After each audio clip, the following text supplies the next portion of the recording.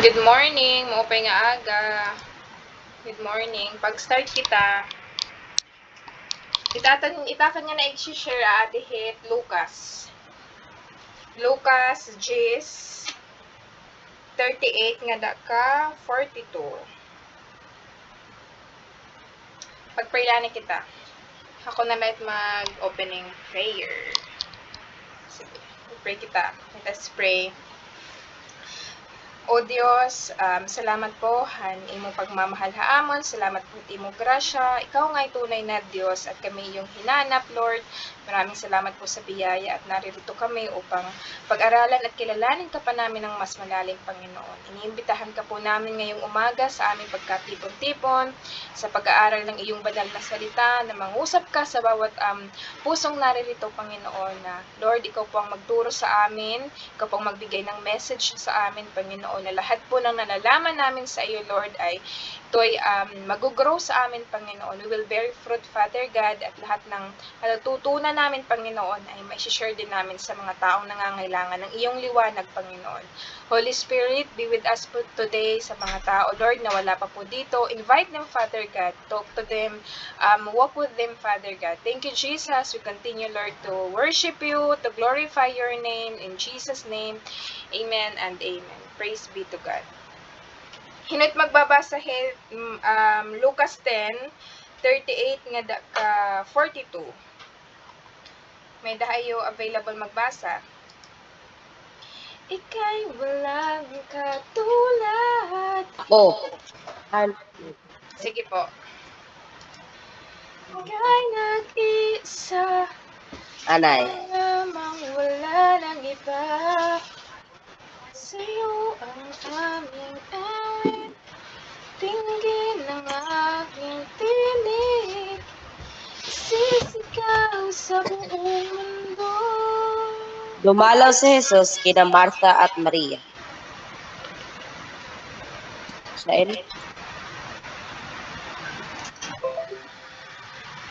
Si Jesus at ang kanyang mga alagad ay nagpatuloy sa kanilang paglalakbay at pumasok sa isang nayo. Malugod silang tinanggap sa tahanan ni Martha.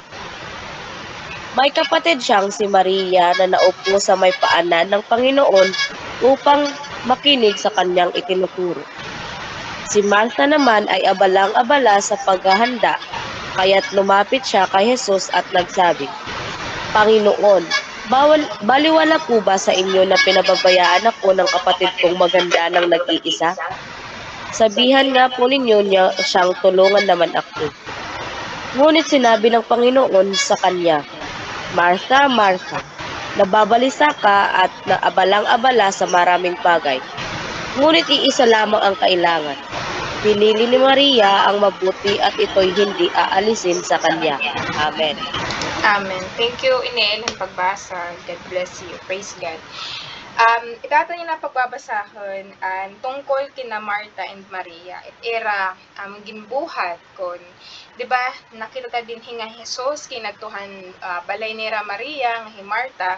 Tapos dito hi Martha, busy hiya maglinis, duhan balay, so busy hiya. Pero hi Maria nakatuhiya kan Jesus. Nasugad din nga namati hiya hantot do ni Jesus. Tapos syempre hey Martha, busy hiya, damo niya gimbubuhat. Pero kinitala niya hi Maria nga nakatula na poruko. Tapos naaringit hiya, for sure kasi nasugad hiya nga. Jesus kaya ano nga, diri ka ba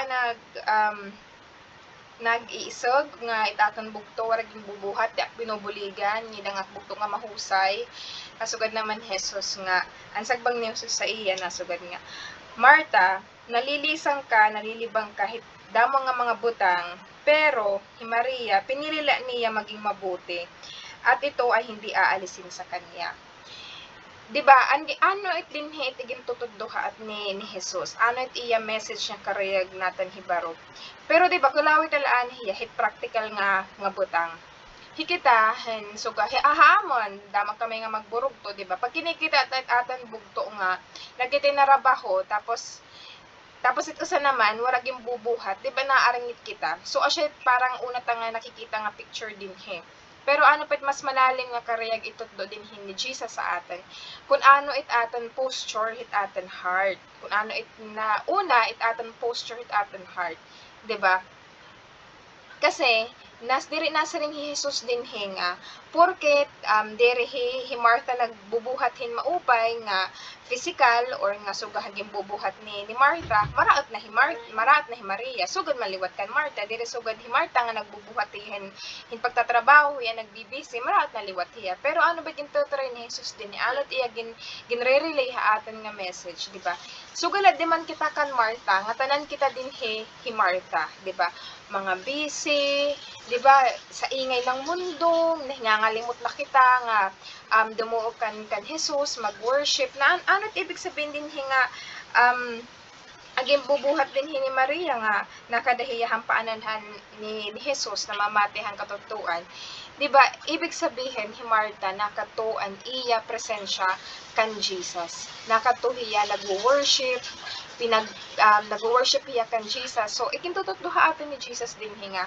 We pray, ginti-pray ha aton din ni Jesus nga, despite hit ka busy, hit aton kinabuhi, hit aton schedule, unahan tahiya permi. Diba? Make time with Jesus. Asya gintutudloha aton din hi. Kasi nga tanan kita din hi, diba? May data buruhaton, hikamo, mga kag-anak ka mo, may yung mga priority, din hi kalibutan, pagmamatahin aga, pagpapakaon iyo anak, ano pa, 'di ba? Pag bilang nanay damay tiyo buruhatan nga, 'di ba nga minsan guilty kita nga tanan kasi ako nga direk nanay, busy daman ak may ko trabaho. Pero minsan 'di ba, itaton adlaw pinupuno ta na lahin pagka-busy nga nalilisang kita hit mga bagay-bagay din kalibutan nga. Na-realize ba niyo nga nahingangalimot na kamo kan Jesus. Mamati ha iya, kumatuhin tahimik nga lugar, pamatian hiya, i-worship hiya, di ba ihatagit aton time ha iya, asya ang gintutudlo ni Jesus din ha aton. Di ba nga, maghatag kita hin time ha iya. Kailangan ni Jesus it aton priority despite ginadamo nga mga buruhatan din ha kalibutan. We should give time. Dapat naghahatag kita hin oras nga paporihan Jesus. Di ba? Ang mamati nakatuan ginhatag nga na din hi aton an example hanging buhat ni Maria, di ba? Nakaupo siya, namamati ang katutduan ni Jesus. Di ba? Pero hi Martha ano yung buhat? Nagpaka-busy hiya, nagpakalunod hiya, handa mga buruhaton nga may ada irabalay.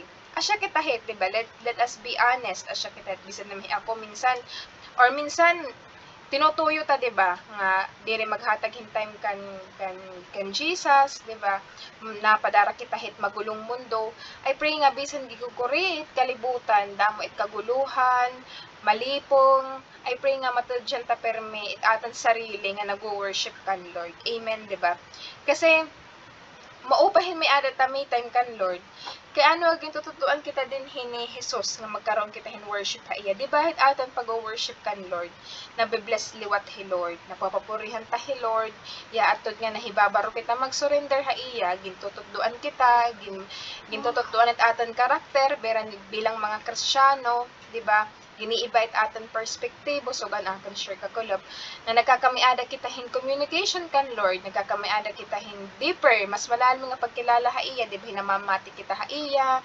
nag-aaram kita iya pulong di ba nga sinusurrender na nim nga ay dili talaga nga tanan nga akang pagbubuhaton is dapat para akong sarili dapat maghahatag talaga akin time kan Lord so pangaraw kita kan Lord kung paano ta i-manage it aton time kasi nasugad nga ni atanan kita may ada 24 hours a day so kung kinukurian kita so parang maging assignment ta yan ang adlaw nga kung kinukurian kita magtaroy hin time ma-manage it aton time pangaraw kita kan Lord kung paano ta ma-divide it aton time nga uunahan ta hiya di ba minsan nga nakaka-guilty kasi parang it aton time layaan hila talaga or minsan di pa nga kita nakaka-attend, di ba?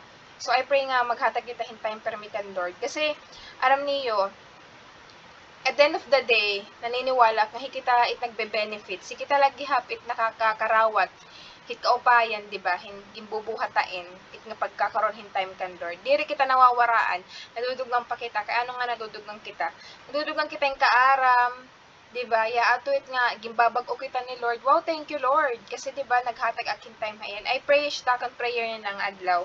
Magkaroon kita hin time. Number 1, give time, i-priority hi Lord, diba? Number 2, kung gaano man kaingay it mundo, we pray nga hitatadyan niyo iyo sarili nga nag-worship kan Lord despite it nangyayari in kinabuhi, kabisihan, problema, kasakitan, karautan, I pray nga matuturited aton sarili nga nag-worship pa rin kan Lord. Amen.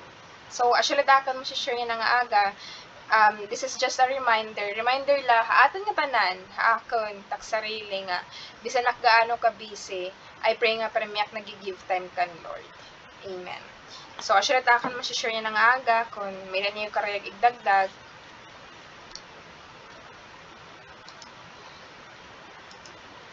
ikaw ang tunay na Diyos.